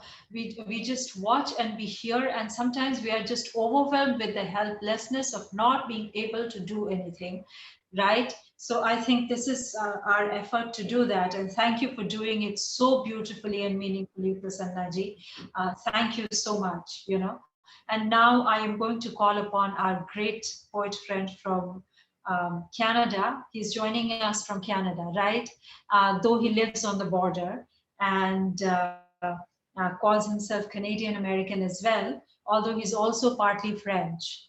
So I've done a long interview with him in which I asked him all about his French ancestry and everything. So I will do a quick formal introduction for David Leoserua, who has just published his third collection of poems, right? And is coming out with many more. So here he is. He's a Canadian American poet who's been published in 109 he has been published 109 times in very many journals, and that's really something to be proud of, because I have also been rejected by very many magazines. You know, I'm bilingual, so not that I've been published in every magazine in Hindi, but also in English, it's a struggle. Anyways, I'm just, I am just saying that it's a very big deal, you know, to be published in these magazines. So congratulations is what I'm trying to say. So 109 times in 12 countries, the US, Canada, France, England, India, the Czech Republic, Luxembourg, Mexico, Greece, Scotland, Romania, and Zimbabwe. Wow. His work has been translated in 7 languages, including Hindi, done by me, right? And he lived and performed in Paris for 7 years, now hosts from his native New Brunswick, Canada, the Global Open Mic Spoken World online, and it's a great event, friends. You also want to, you know, connect with that and trouble him more. He won the 3rd prize in winning Writers' Wurgle Flom Humor Poetry Contest, and his poetry has appeared in journals like the Bombay Review, the Poetry Village, One Hand Clapping, the Sunday Tribune Online, the Bastille. This is the stuff that I was talking about. And bringing it on a lighter side, I was just talking about the difficulty of actually being accepted, but huge congratulations and warm welcome to you. And before I finish, I will just, there were some French names, so I started talking. Now he's regularly invited to feature at global events like 100,000 Poets for Change, 100 Poets Around the World for Love, as well as international podcasts and interviews, such as Eat the Storms and Poets of the East. David is also a singer and songwriter, radio DJ, and a film, TV, theater actor. He's submitting 4 manuscripts for publication and writing 3 more. Wow. So warm welcome to you, David, and thank you for joining. And I think from here, he's straight heading to his radio show. Is that right? Yes. Thank you so much for the generous introduction. So my poem is in honor of peace and in honor of Mother India. And I will just say, I'll share my screen, and the poem is called The Blue Pearl. Let us go then, you and I. Oh. It's funny, I allowed participants to share the screen, but I guess I cannot. So I'm gonna just read my poem, and it will be, I may disappear while I read it, and first I'm gonna turn sideways like this. All right, this is called The Blue Pearl, you know, Neela Bindu, of course. Cher bleu, when December died, I woke in the blank dark of 5:55 a.m. and peacefulness pulsed in all the halls of my blood.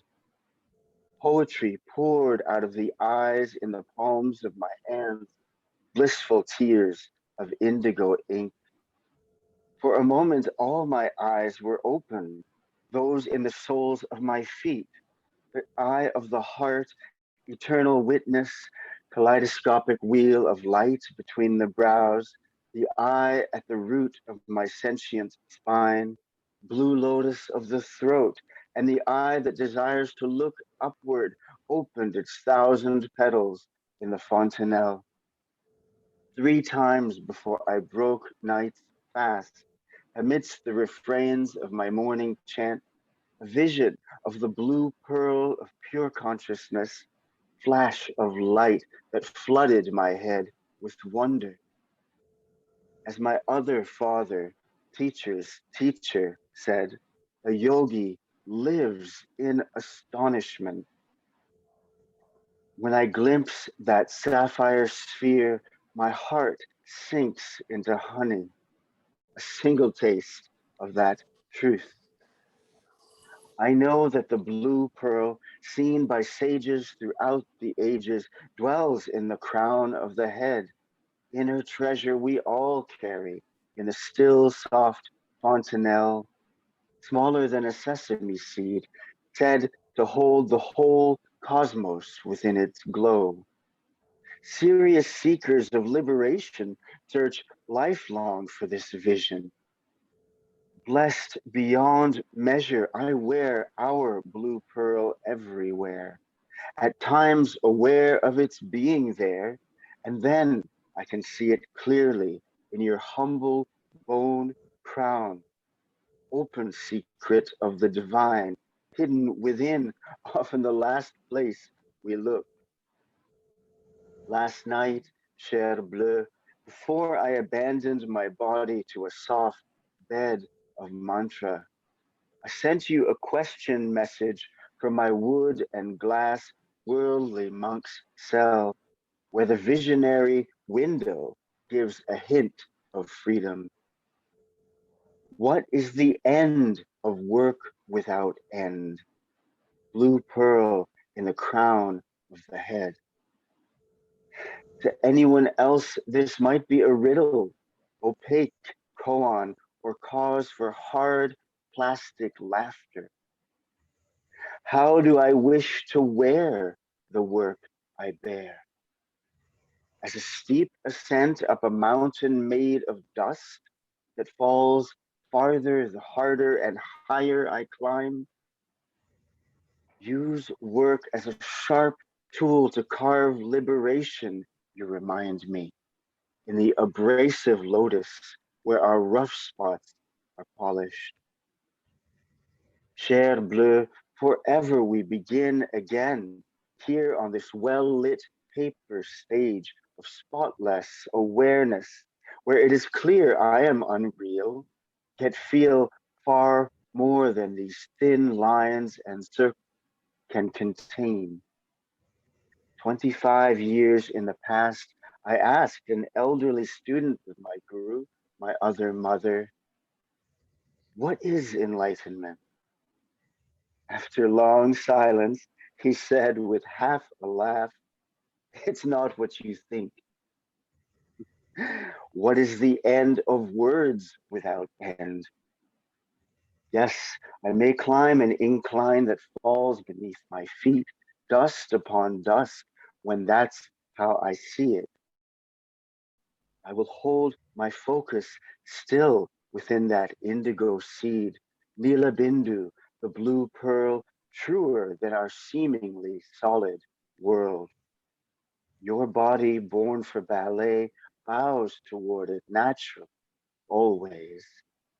You throw a window at the sun with your wild and surprising childlike laugh that reverberates in the space of my heart and share with half a smile. Maybe enlightenment is the biggest joke of all. We run so fast after it, but we're sitting on it all along, the ground that underlines us. Pause between breaths, space between two thoughts. Embrace the spaces. Remain the wordless witness. The one we look so hard for is the one who is looking.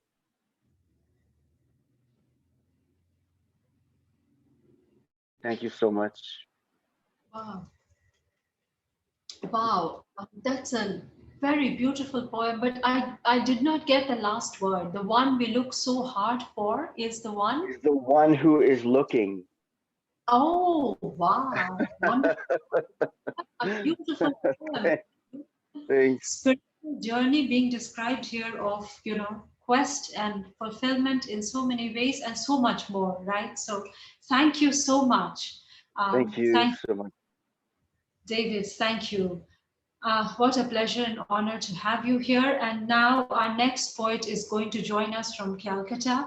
Devdut Mukherjee has joined us for the first time, and I wish to thank him for being a part of Poets Without Borders. Can you hear me, sir? Yes, madam. Yes, Wonderful. yes, madam. Namaste, Wonderful. madam. Thank you for having me here. Apologies, profound apologies for keeping you waiting for so long. Thank you for signing up. It's a pleasure and honor to have you. Dear friends, I'm going to quickly introduce him. He teaches English literature in the Department of English in one of the colleges in University of Calcutta, also a visiting expert in English in the Department of Law, University of Calcutta, visiting expert in interpersonal skills at Gurukul EduTech West Bengal, and a counselor in various positions. He has his poems published with Indian periodicals, the Literary Herald, International Journal of Creative Literature for Peace and Humanity, and Tista Review is one of my favorite rivers. I've seen it in Sikkim. The journal is named after the river. Tista Review, a journal of poetry. He wishes to be remembered as a poet for his poems on life. Wow. His poem, Bereft of the Origin, has been selected to be published in the poetry anthology, Mother and Eternal Soul, and so has been mine. So let us look forward to that anthology. Before that, warm welcome to you again, sir, and please treat us to your poem. Yes. Thank you so much. I have written this poem specially for this meet. I was thinking what to write. So suddenly a poem, Rehabilitation by Shankhu Ghosh, which was actually published as Punorbashon in 1970, came to my mind, and I got inspired to write this poem that I'm going to read in front of such a erudite audience. The name of the poem is Across Borders. What flows freely across borders? Is it air? Is it water? Is it the dust that is carried by the wind to settle in a different soil? Deconstructing identities, redefining space and time in a realm of forced evolution. What moves across borders? Is it a consignment of relief? Do animals move, defining their being as animals? Do insects crawl through burrows, reaching to a place which they seldom recognize as the other? What is stopped across borders? Missiles, bombs, bullets, innocence, humanity, peace. Are children stopped if borders divide playing fields? Are lovers stopped if borders divide their destined paths? Are mothers stopped too? No, I really cannot say or give an answer, for I have never been there where borders challenge every bit of existence to die out before being born. Thank you so much. Very powerful. Thank you so much for that poem. And thank you for that very honest confession that you've never been there where border is such an everyday reality, say where the wall is being erected between Mexico and the USA. But having said that, what a beautiful craft you have displayed here, in your poem, because you already talked about all the troubles that such a border and the crossing of it, or, the temptation of crossing of it creates, So it's a very, very complicated issue, right? The erection of the border and the politicization of it. So, I'm talking about the politics of development, right? The economics of it. So thank you so very much. That was a wonderful poem. And now we are going to call upon, thank you, sir. Thank you for joining. And now we are going to call upon our dear friend, Unmesh Mohitkarji, a gifted poet, a gifted anchor, and Francis, who own beautiful show and loves music, is something I can say.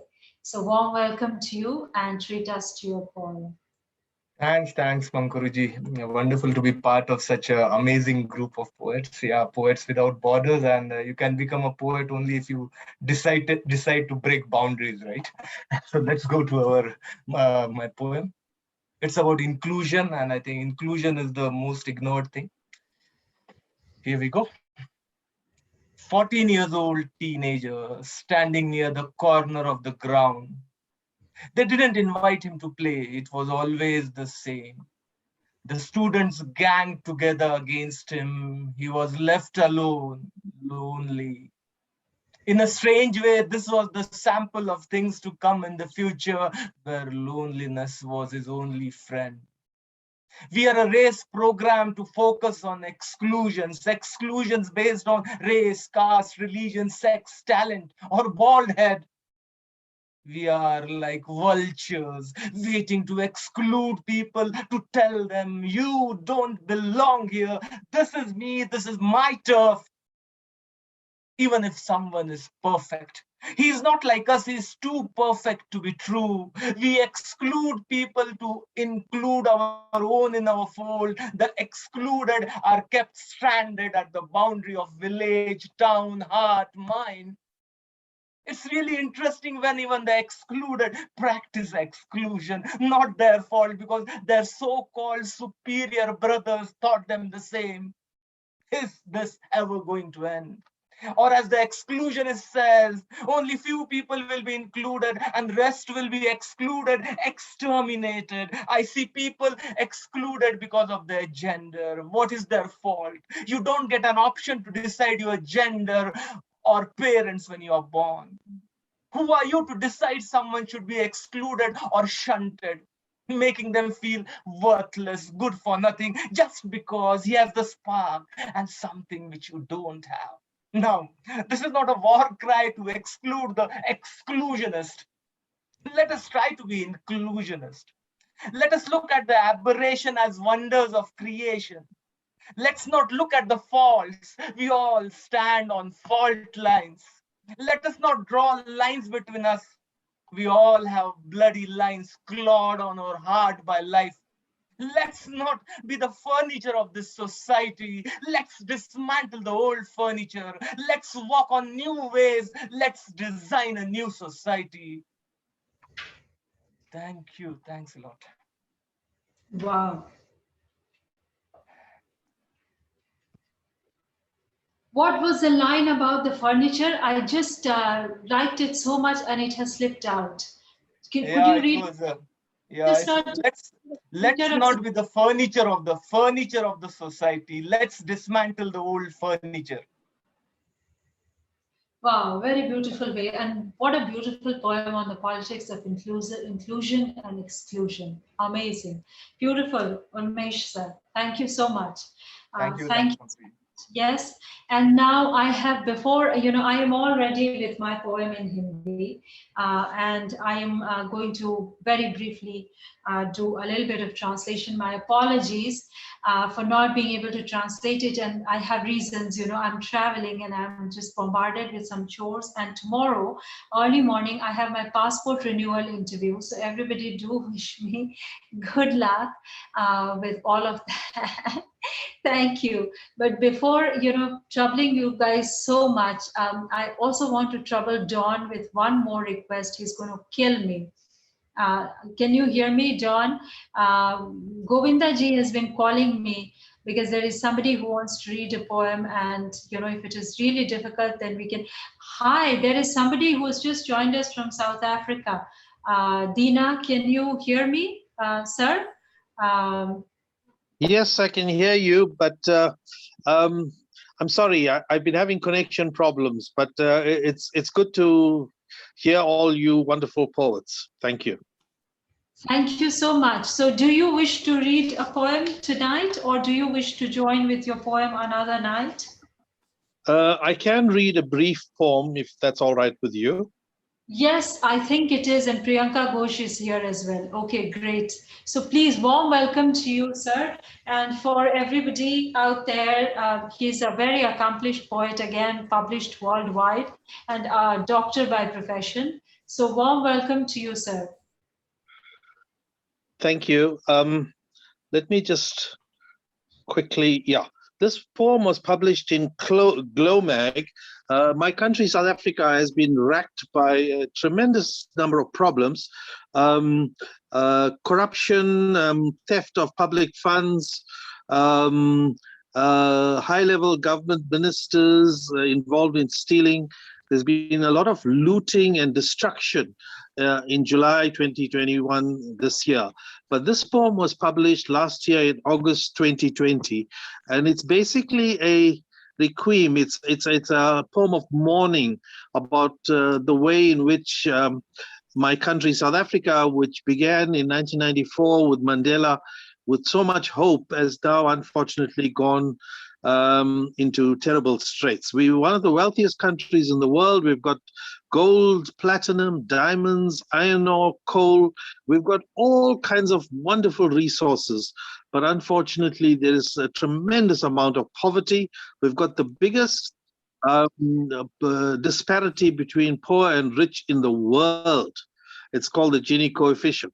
So anyway, let me go into my poem. It's called My Love, My Country, My Home. Somewhere along the way, our South Africa lost its soul. Somewhere along the way, my country lost its sense of honor. Somewhere along the way, mediocrity became the mantra. Somewhere along the way, my country lost its sense of self-respect, its dignity, its Ubuntu. Somewhere along the way, arrogance, ostentation, extravagance, and unfettered power became our masters. Somewhere along the way, criminals came to control much of our country's destiny. Somewhere along the way, selfishness, a lack of conscience, and dishonorable behavior became acceptable badges of power. Somewhere along the way, those who burned their own schools, their own libraries, their own ambulances, trains, and universities were deemed to be the unheard in our democracy. Somewhere along the way, the clowns, the silly, the violent, the greedy, the rogues were allowed to wield power. Somewhere along the way, race became the criteria and injustice became the arbiter. Somewhere along the way, the ethical way of doing things became the wrong way, and death descended to enshroud our country. Somewhere along the way, South Africa lost its soul. Thanks. Thank you.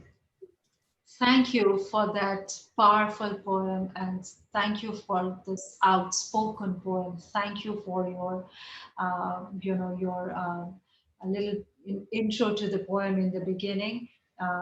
We really thank you because we've been reading about this news of the imprisonment of the previous president and the looting and everything.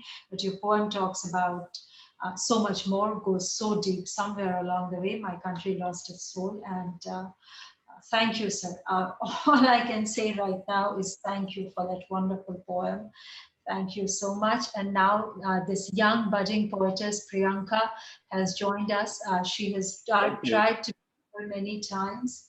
Thank you. Thank you, sir. And I hope that you will come again and treat us to more of your poems, of different kinds as well. But I love this kind of poetry that talks about rights and problems so that we can solve it. So thank you. Big thanks. And Priyanka, if you can hear me, and if you want to turn your video on as well, please go ahead and do that. And you're welcome to read your poem. I've heard you in Govindaji's festival. Ma'am. Yeah, yes, ma'am. Good evening to all esteemed poets across the globe. I am Priyanka Ghosh from West Bengal, India. I love to compose English poems. Now I am going to recite one of my poems. The title of the poem is Live for Today. Yesterday is gone, no remorse for bygone. Take a lesson and gather experience a tone. Do not think always about the road not taken, cause it has become past. Let it be forgotten. Today is here and it is really so living. Welcome the new day as a true blessing. Do your best at present for certain success. Enjoy the day with joy, pleasure, and happiness. Tomorrow will surely come. Keep a hope better. You must do more good with a heart so eager. Always uphold a positivity in mind for future. You will overcome fear and become a conqueror. You should acquire knowledge from yesterday, which can help you more to improve today. You should keep a hopeful mind for tomorrow. It is the life which you can wish to follow. Thank you so much. Thank you, ma'am. Thank you, Priyanka. What a lovely treat to hear this poem from you, from a young budding poetess telling us all. What a lovely poem. Thank you so much. On how to improve and how to get better. And no, that's a beautiful one. So thank you. Thank you. If don't think about yesterday. Thank you so much. Yeah, wonderful. Great. Thank you so much, Priyanka, for that lovely futuristic view. Thank you. And there's somebody else here, Mick. Hello. I just want to say hi because you're in the Zoom, and I just wanted to say hello. And if you want to, sir, read your poem, you're welcome to read a very short poem if you wish to do so. I think you're joining from. Hi. Hi, how are you? I am good. I think you're joining from Cultivating Voices, and I'm wondering if you also want to read a poem, or would you just like to hear? May I read one? Yes, please go ahead. Okay. Will we love AI? Asimov founded 3 robot laws. I believe this was the case. Terminator movies dispelled that belief, converted science fiction into reality where security is maintained by lateral thinkers to advance the technology. As AI controls robot war machines, I fear for the life that is here. Will we love AI when it follows us without us knowing, when it's used in military to fight wars where only casualty, death, and debris is left? Will you still accept AI when hope has been digitized? Will compassion open its arms? Will karma untie justice's blindfold? Whilst I bury my head in the ether, searching for a pleasant future, I find love is the answer there. Will passion for AI, but while passion for AI may have disappeared, love is stuck in Pandora's oubliette until a lover comes along and looks in and realizes that love lives there. Escape is now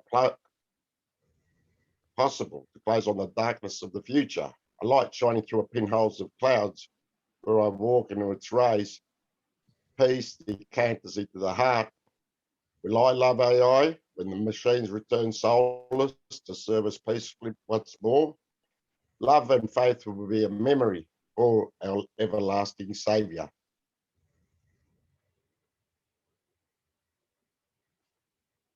Thank you. Thank you. Thank you, sir. Thank you for that wonderful poem. Thank you.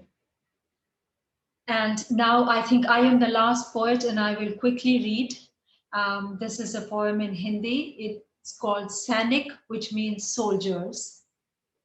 And let me just say that this actually talks about the mercenary, the clans, and that type of traditions that make up the entire region of Afghanistan and Uzbekistan and all of that, and goes into the history of India as to very many rulers of India, like the great ruler who established the Mughal dynasty, Babur. He came from Uzbekistan and got a lot of things, So he talks about a cultural connection with that region, and talks about how the soldiers of the First World have been controlling the war, which we saw how this entire defense mechanism fell like a pack of cards, right? So it's pretty scary. Anyway, so here is a poem. I'm going to read it in Hindi and I will translate it and share with you later.